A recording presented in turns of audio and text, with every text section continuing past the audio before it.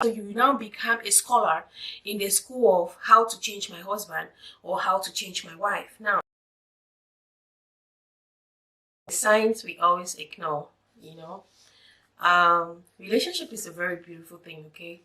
So guys, hi, my name is Doris. I'm a mom, I'm a Cameroonian, and I'm a Christian. I'm a lover of God. So anyways, I was just here doing my Christmas tree and I saw something on the internet that just made me to like, you know what, it's time for me to talk about this because it's also linked to something I wanted to talk about myself, that has to do with my life experience.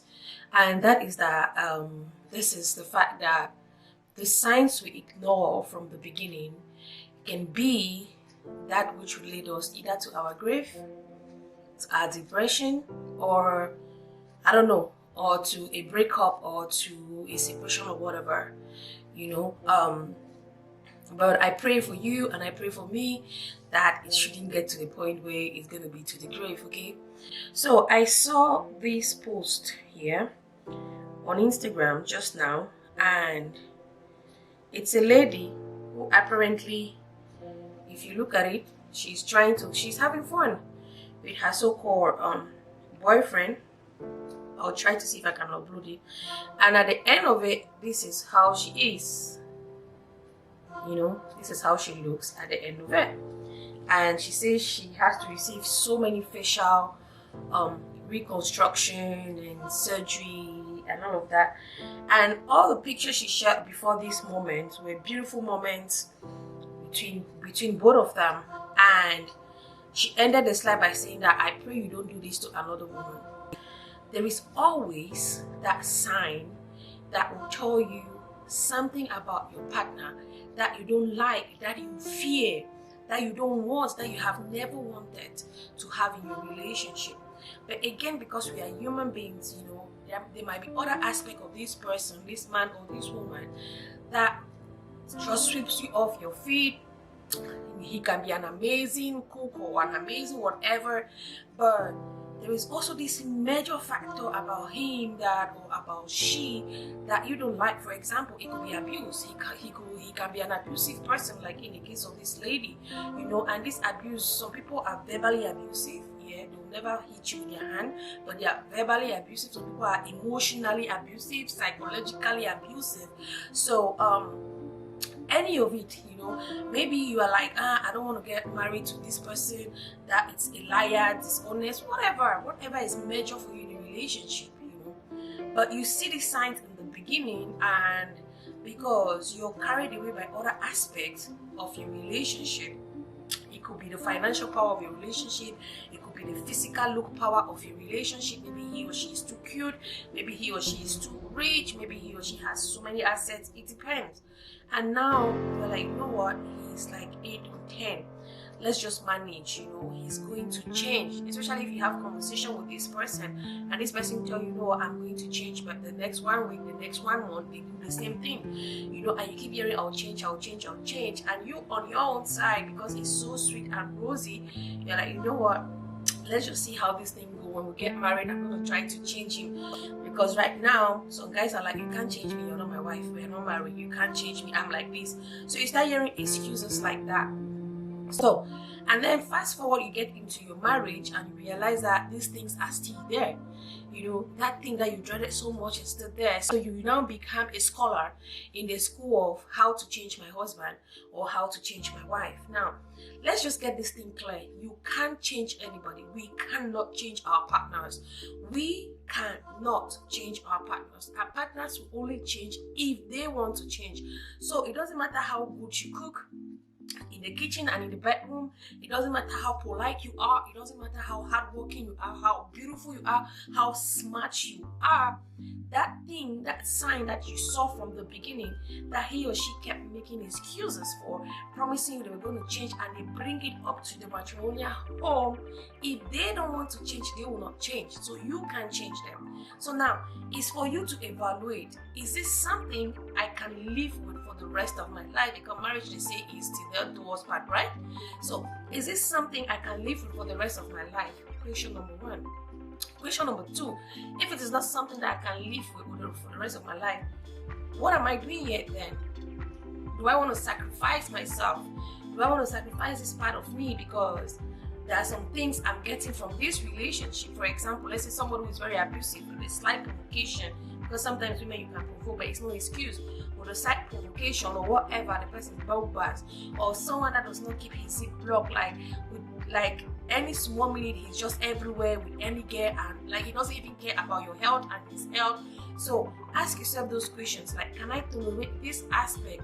How important is this aspect for me to build a home?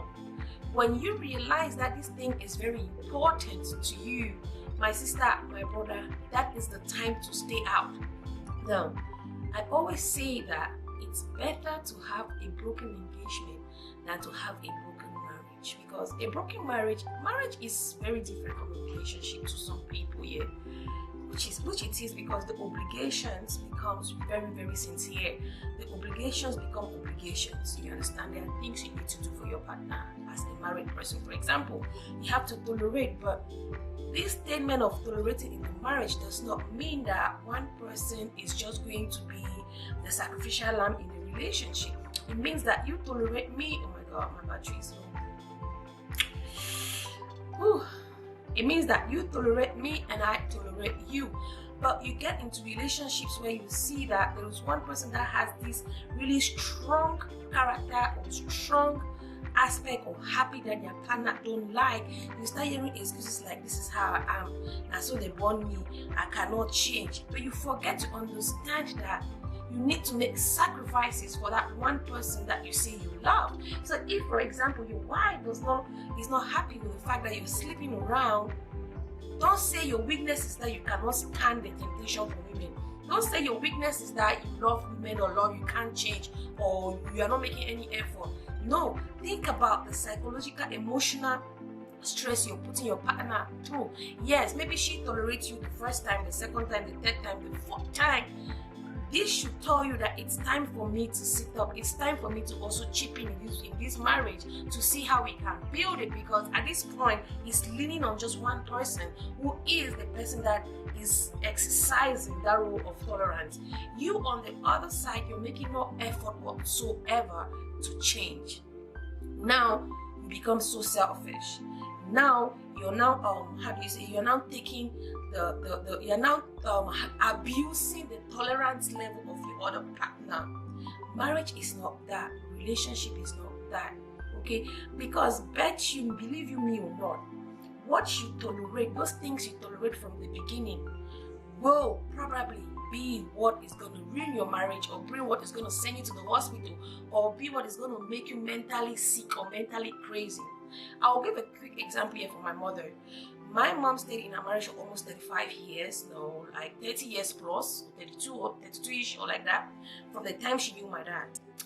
Sometimes when I became mature enough in university, I would just joke with my mom like, mommy, so in all your youth, there was no other person you could date except my father, with all this slap, insult. Like, my father was physically and verbally abusive. Okay, so my mother would be like, nah, he wasn't like that. I said, mommy, there's no way you can tell me he wasn't like that. Okay, if he wasn't like that, what suddenly changed? What did you do? You know, I started questioning my mom, and she would be like, I didn't do anything. But when I would meet my aunties that grew up with my mom and my mom's friends in those days, they'll tell me that's how my father had been. Like, they'll give me situations where my father will go to school in PYC there.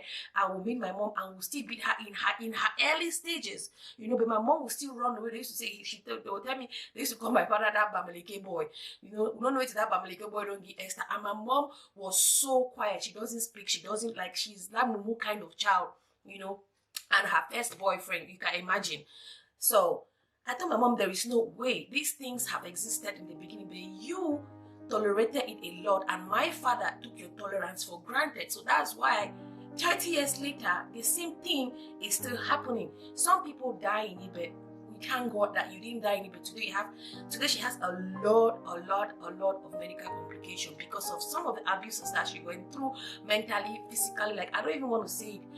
I'll be sharing a lot about my life right here because I believe that there are people who are going to learn from my story personally, and maybe sometime I'll touch on my mom's story, okay? So, I'll give an example of me sitting here, yeah? What I tolerated from the beginning of my relationship is what landed me where I landed myself throughout the past years. Is what threw me into depression. Yeah, it's like they say marriage is for better, for worse. Marriage is tolerance, yes, but when one party begins to abuse the tolerance level of the other party, then it becomes wrong and it becomes selfish and it becomes bad.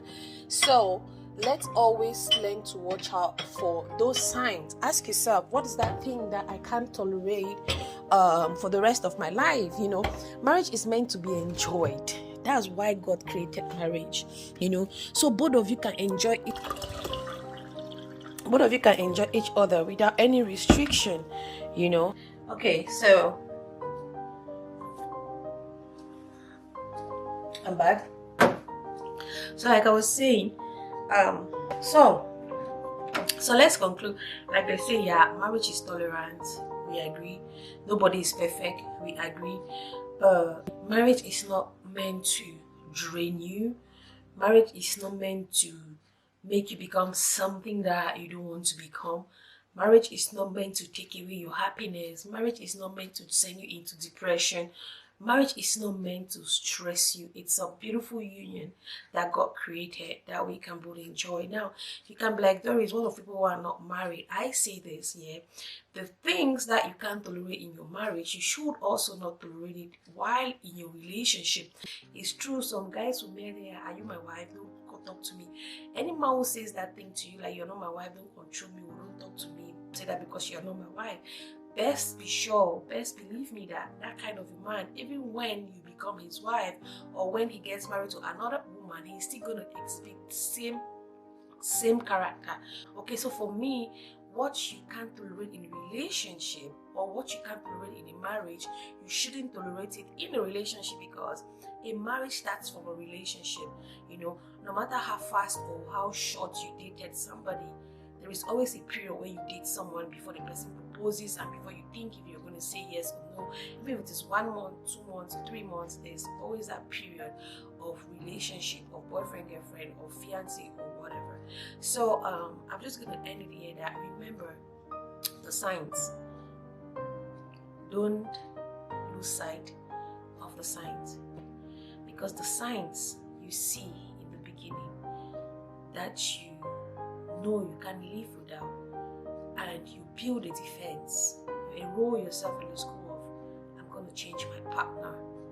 Best believe you me, that marriage is going to be miserable, because the burden will be on you to go to that school, to read all the books on how you can change your partner, on how you can change your wife, on how you can change your husband. But no human being can be changed if they don't want to be changed. Remember, these people are adults. They know what they are doing. They know, even if it's your weaknesses, they know when it's time to make effort, and the other person will see that this person is making effort. But if they keep doing it over and over and over and over, and you're still there trying to go from level 1, level 2, level 3, level 4 of trying to study how to change your partner, I'm so sorry, you might not succeed. Like in the examples I've given you, they never succeeded. Me sitting here, I didn't succeed, you know. So let me know in the comment section what you think. What is that one aspect that you can't tolerate in a marriage, that you need it to be fixed even before you say yes I do? You know, I've learned so many lessons here. I've learned so many lessons from my parents' relationship, from the relationship of my family members, from my own relationship, that I think I am at a place where I'm going to try to make some things better. Not that my tolerance level is 0, but there are just some things that I no longer tolerate. Like from day 1, week 1, week 2, month 1, if I see them and I have a conversation with you and I don't see you making efforts in the next 1 month, in the next 3, in the next 4 months, I'm done. Especially if that thing is something major in the sense that something that is the foundation of marriage for me. For example, loyalty. For example, respect. For example, how do I put this thing? Fidelity. That said, we shouldn't go into relationship and expect that everybody is going to be perfect. You know, there are some things that to you they are minute. There are some things that it doesn't really matter. that you can tolerate, you don't really care. There are women that don't care that their husband are cheating. There are women that don't care that their husbands are abusive, physically abusive. But there might be another woman somewhere that says that no man can lay their hands on me. And so such a woman will not want to tolerate that act for the rest of their life. Okay, that was it. I'm going to go back to my decoration. So let me know in the comment section below, what is that sign? If you're married, what is that sign that you tolerated from the beginning, or even your relationship? What is that sign that you saw in the beginning and you said to yourself, you know, I'm going to change him? And did you succeed in changing him? Or did you end up like some of us? Or did you end up like this lady that is battling for her life in a hospital? Thanks for watching, and I'll see you guys in my next video.